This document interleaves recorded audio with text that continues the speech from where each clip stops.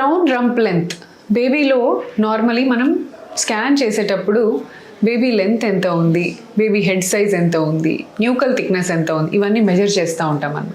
So కొంతమంది patients ఏం అడిగారంటే baby crown rump length, ఆ లెంత్ని బట్టి మేలా ఫీమేలా తెలుసుకోవచ్చా, లేదా స్కాన్లో ఏదైనా సైన్స్ వల్ల మనం మేలా ఫీమేలా తెలుసుకోవచ్చా అని అన్నట్టు అడిగారనమాట. జనరలీ ఇండియాలో పీసీపీఎన్డిటీ యాక్ట్ అనేది చాలా స్ట్రిక్ట్గా ఇట్స్ గెటింగ్ ఫాలోడ్. సో ఈ యాక్ట్ ఉన్నంత కాలము డాక్టర్ జెండర్ రివీల్ చేసిన, కపుల్ కానీ పేషెంట్ కానీ జెండర్ ఏంటి తెలుసుకోవడానికి ప్రయత్నం చేసిన, దే హ్యావ్ దానికి పనిష్మెంట్ ఉంటుందన్నమాట.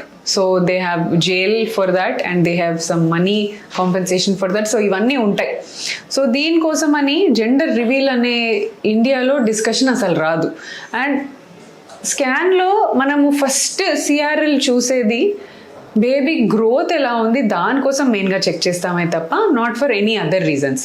సో ఫస్ట్ పీరియడ్ మిస్ అయిన తర్వాత నుంచి ఎవ్రీ వీక్ 6th వీక్లో ఎంత సిఆర్ఎల్ ఉండాలి, 7th వీక్లో ఎంత ఉండాలి, సో ఇవన్నీ మనం మెజర్ చేస్తే ఆ బేబీ ఉన్నంత వీక్స్ కరెక్ట్గా ఉందా, లేదా ఉండాల్సిన దానికంటే చిన్నగా ఉందా, ఆర్ గ్రోత్ బిగ్ ఉందా, ఇవన్నీ దీనివల్ల తెలుస్తాయి.